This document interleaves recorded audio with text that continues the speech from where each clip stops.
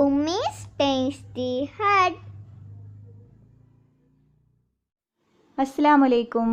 ഞാനിന്നിവിടെ കാണിക്കുന്നത് റമദാനിന് സ്നാക്സൊക്കെ ഉണ്ടാക്കുമ്പോൾ ഒട്ടുമിക്ക സ്നാക്സിനും എടുക്കാൻ പറ്റിയ നല്ലൊരു മസാലയുടെ റെസിപ്പിയും കൂടാതെ നല്ലൊരു ലെമൺ സ്ക്വാഷിൻ്റെ റെസിപ്പിയുമാണ്.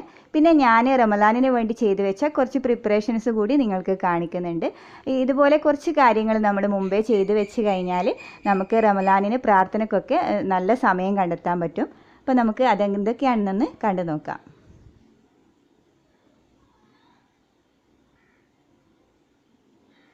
ഒരു കാര്യം കൂടി, എൻ്റെ ചാനൽ നിങ്ങൾ ആദ്യമായിട്ട് കാണുന്നതാണെങ്കിൽ ഇഷ്ടമാവുന്നുണ്ടെങ്കിൽ ഒന്ന് സബ്സ്ക്രൈബ് ചെയ്യണേ. താഴെയുള്ള റെഡ് കളർ സബ്സ്ക്രൈബ് ബട്ടൺ ഒന്ന് പ്രസ് ചെയ്ത് കൊടുക്കുക. എന്നിട്ട് അതോടൊപ്പം വരുന്ന ഒരു ബെല്ലൈക്കൺ ഉണ്ട്, അതും കൂടി ക്ലിക്ക് ചെയ്ത് അതിൽ ഓൾ എന്ന ഓപ്ഷൻ സെലക്ട് ചെയ്യാം. അപ്പോൾ ഞാൻ പുതിയ വീഡിയോസൊക്കെ ഇടുമ്പോൾ അതിൻ്റെ നോട്ടിഫിക്കേഷൻസ് നിങ്ങളുടെ ഫോണിൽ ലഭിക്കുന്നതാണ്. അപ്പോൾ നമുക്ക് വീഡിയോ കാണാം. ആദ്യം ഞാൻ മസാലയാണ് റെഡിയാക്കുന്നത്, ചിക്കൻ മസാല. അതിന് വേണ്ടി ഒരു പാൻ വെച്ചിട്ടുണ്ട്. ഇതിലേക്ക് ആവശ്യത്തിന് ഓയിൽ ഒഴിച്ച് കൊടുക്കുക. കുറച്ച് കൂടുതൽ തന്നെ മസാല റെഡിയാക്കി വെക്കുന്നുണ്ട് ഫ്രീസറിൽ വെക്കാൻ വേണ്ടിയിട്ട്. എന്നാലും നമുക്ക് കൂടെ മസാല ഉണ്ടാക്കേണ്ടി വരില്ലല്ലോ. ഇതുപോലെ ഉണ്ടാക്കി വെച്ചാൽ നമുക്ക് എളുപ്പത്തിൽ എടുക്കാൻ പറ്റും. ഇനി ഇതിലേക്ക് ഞാൻ 10 മീഡിയം സൈസ് സവാള ചോപ്പ് ചെയ്തത് ഇട്ട് കൊടുക്കുന്നുണ്ട്. 10 മീഡിയം സൈസ് സവാളയാണ് എടുത്തത്.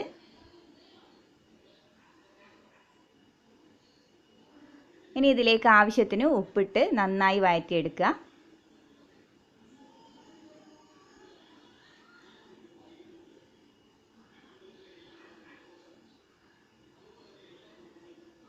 ഇതിപ്പം കുറച്ച് വഴന്നിട്ടുണ്ട്. ഇനി ഇതിലേക്ക് നമുക്ക് ജിഞ്ചർ ഗാർലിക് പേസ്റ്റ് ചേർത്ത് കൊടുക്കാം. ഞാനിവിടെ 3 table spoon ginger garlic paste ചേർത്ത് കൊടുക്കുന്നുണ്ട്.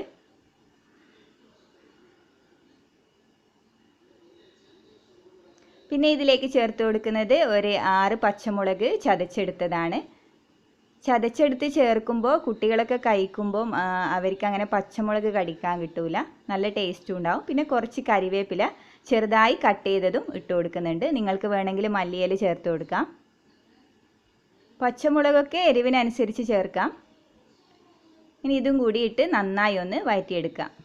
എല്ലാം നന്നായി വഴന്നിട്ടുണ്ട്. ഇനി നമുക്കിതിലേക്ക് പൊടികൾ ആഡ് ചെയ്ത് കൊടുക്കാം. 1 ടീസ്പൂൺ മഞ്ഞൾപ്പൊടി, പിന്നെ 2 ടീസ്പൂൺ മല്ലിപ്പൊടി, പിന്നെ 1 ടീസ്പൂൺ മുളക് പൊടി. നല്ല എരിവുള്ള മുളക് പൊടിയാണ്. എരിവില്ലാത്തതാണെങ്കിൽ 1 ടേബിൾ സ്പൂൺ വരെ ചേർക്കാം. പിന്നെ ഇതിലേക്ക് ചേർത്ത് കൊടുക്കുന്നത് 2 ടീസ്പൂൺ ചിക്കൻ മസാലപ്പൊടിയാണ്. അത് ചേർത്ത് കഴിഞ്ഞാൽ നല്ല ടേസ്റ്റാണ് മസാല. പിന്നെ 1 ടീസ്പൂൺ ഗരം മസാല. ഇവ ചേർത്ത് ഒരു പച്ചമണം മാറുന്നത് വരെ ഒന്ന് വഴറ്റിയെടുക്കുക.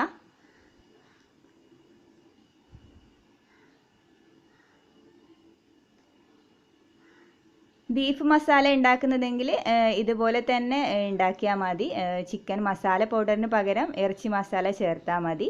പിന്നെ കുറച്ച് കുരുമുളക് പൊടി കൂടി ബീഫ് മസാല ഉണ്ടാക്കുമ്പോൾ ചേർത്ത് കൊടുക്കണം, എന്നാൽ നല്ല ടേസ്റ്റ് ഉണ്ടാവും. അപ്പോൾ മസാല ഇവിടെ റെഡി ആയിട്ടുണ്ട്. ഇത് ചൂടാറിയതിന് ശേഷം നമുക്കൊരു കണ്ടെയ്നറിലാക്കി ഫ്രീസറിൽ സൂക്ഷിച്ച് വെക്കാം. അപ്പോൾ ആവശ്യാനുസരണം നമുക്ക് എടുക്കാം. ഒരു അരമണിക്കൂർ മുമ്പ് പുറത്തെടുത്ത് വെച്ച് ആവശ്യത്തിന് എടുത്തതിന് ശേഷം അപ്പോൾ തന്നെ ഫ്രിഡ്ജിൽ എടുത്ത് വെക്കണം. ഇല്ലെങ്കിൽ മസാല പെട്ടെന്ന് ചീത്തയായി പോവും കുറേ സമയം പുറത്തെടുത്ത് വെച്ച് കഴിഞ്ഞാൽ. പിന്നെ നമുക്ക് വെറൈറ്റി സ്നാക്സൊക്കെ ഇടയ്ക്ക് ഉണ്ടാക്കുമ്പോൾ മസാല അങ്ങനെ പെട്ടെന്ന് തീരെയില്ല. ഇനി നമുക്ക് സ്ക്വാഷ് ഉണ്ടാക്കാൻ തുടങ്ങാം. ഞാനിവിടെ ഒരു ചെമ്പ് വെച്ച് കൊടുത്തിട്ടുണ്ട്. ഇതിലേക്ക് 1.5 കപ്പ് വെള്ളം ഒഴിച്ച് കൊടുക്കുക.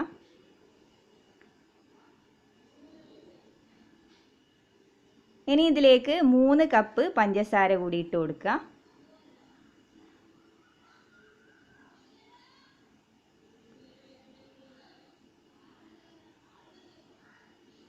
ഇനി ഇത് നന്നായി തിളച്ച് വരട്ടെ. പഞ്ചസാരയൊക്കെ നല്ല മെൽറ്റായി കിട്ടണം.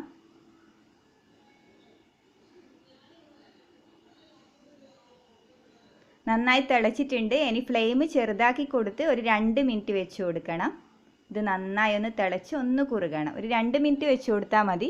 അപ്പോഴേക്കും പഞ്ചസാരയൊക്കെ നല്ല മെൽറ്റായി വരും. ഇതിവിടെ റെഡി ആയിട്ടുണ്ട്. ഞാൻ ഫ്ലെയിം ഓഫ് ചെയ്ത് കൊടുത്തിട്ടുണ്ട്. ഫ്ലെയിം ഓഫ് ചെയ്ത് കൊടുത്തതിന് ശേഷം ഇതിലേക്ക് ചെറുനാരങ്ങ നീര് ആഡ് ചെയ്ത് കൊടുക്കാം.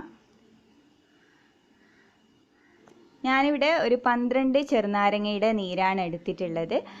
ചെറിയ ചെറുനാരങ്ങയാണെങ്കിൽ ഒരു 15 ചെറുനാരങ്ങ വരെ എടുക്കാം. ഇനി ചെറുനാരങ്ങ നീര് ഈ ഫ്ലെയിം ഓഫ് ചെയ്ത് ഉടനെ തന്നെ ഒഴിച്ചു കൊടുക്കുക.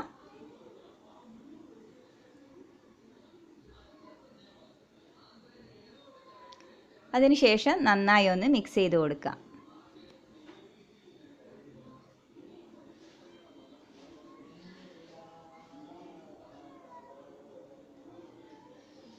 ഇതിപ്പോൾ റെഡി ആയിട്ടുണ്ട്.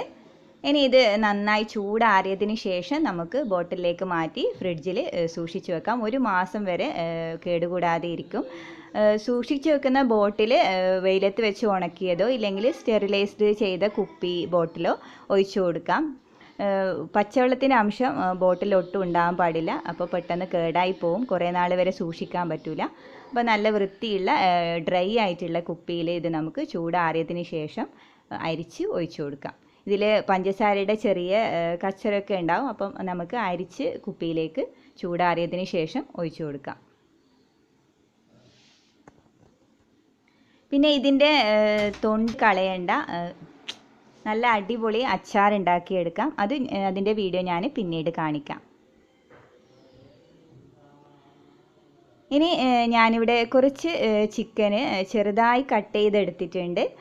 കത്രിക വെച്ച് ചെറിയ പീസസ് ആക്കി എടുത്തതാണിത്. ഇതുപോലെ ചെറുതാക്കി കട്ട് ചെയ്തെടുത്തതിന് ശേഷം ഇത് നന്നായി കഴുകിയെടുത്ത ചിക്കനാണ്. ഇതിലേക്ക് ആവശ്യത്തിന് ഉപ്പിട്ട് കൊടുക്കുക. പിന്നെ കുറച്ച് കുരുമുളക് പൊടി കൂടി ഇട്ട് കൊടുത്ത് നന്നായി മിക്സ് ചെയ്ത് വെക്കുക.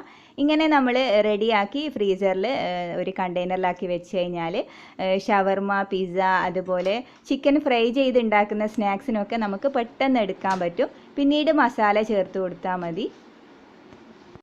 പിന്നെ സ്നാക്സ് ഉണ്ടാക്കുമ്പോൾ നമുക്ക് ചിക്കൻ കഴുകാനും കട്ട് ചെയ്യാനൊന്നും നിൽക്കേണ്ട ആവശ്യമില്ല. ഇതുപോലെ ചെയ്ത് വെച്ചാൽ ചിക്കൻ ഫ്രൈ ചെയ്ത് ഉണ്ടാക്കുന്ന മിക്ക സ്നാക്സിനും ഇതുപോലെ ചെയ്ത് വെച്ചാൽ നമുക്ക് എടുക്കാൻ എളുപ്പമായിരിക്കും.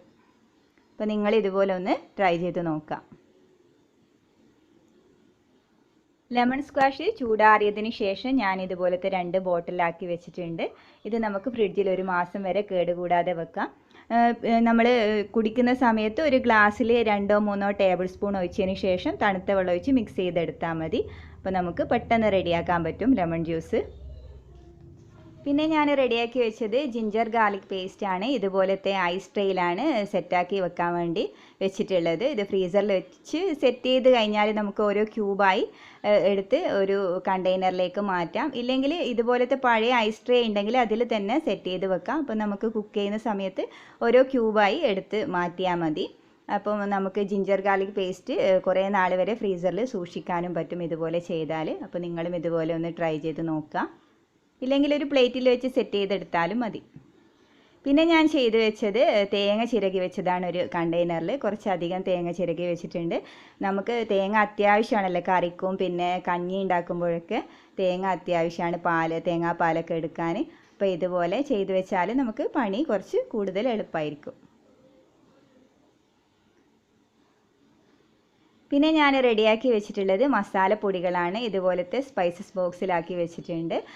ഗരം മസാലപ്പൊടി, പിന്നെ പെപ്പർ പൗഡർ, പിന്നെ അതുപോലെ തന്നെ ചിക്കൻ മസാലപ്പൊടി, പിന്നെ കുറച്ച് ചില്ലി ഫ്ലേക്സും റെഡിയാക്കി വെച്ചിട്ടുണ്ട്. അത് ചേർക്കേണ്ട സ്നാക്സിനൊക്കെ പെട്ടെന്ന് എടുക്കാം. പിന്നെ ഇതേ ബോക്സിൽ തന്നെ മുളക് പൊടിയും മഞ്ഞൾപ്പൊടിയും മല്ലിപ്പൊടിയൊക്കെ ഞാൻ വെച്ചിട്ടുണ്ട്. അപ്പോൾ ഈ ഒരു ബോക്സ് എടുത്താൽ മതിയല്ലോ കുക്ക് ചെയ്യുന്ന സമയത്ത്, ഓരോ ബോക്സായി എടുക്കേണ്ട ആവശ്യമില്ലല്ലോ. അപ്പോൾ നമുക്ക് ടൈം ലാഭിക്കാം. അപ്പോൾ നിങ്ങളും ഇതുപോലെയൊക്കെ ചെയ്ത് നോക്കുക. അപ്പം ഇനിയൊരു നല്ലൊരു റമദാൻ റെസിപ്പിയുമായി നമുക്ക് ഇൻഷാ അല്ലാഹ് വീണ്ടും കാണാം. ഈ വീഡിയോ ഞാൻ കുറച്ച് മുമ്പ് തന്നെ അപ്ലോഡ് ചെയ്യണമെന്ന് വിചാരിച്ചതാണ്, പക്ഷേ പറ്റിയില്ല. അപ്പോൾ ഇൻഷാ അല്ലാഹ് വീണ്ടും കാണാം നല്ലൊരു റെസിപ്പിയുമായി. താങ്ക്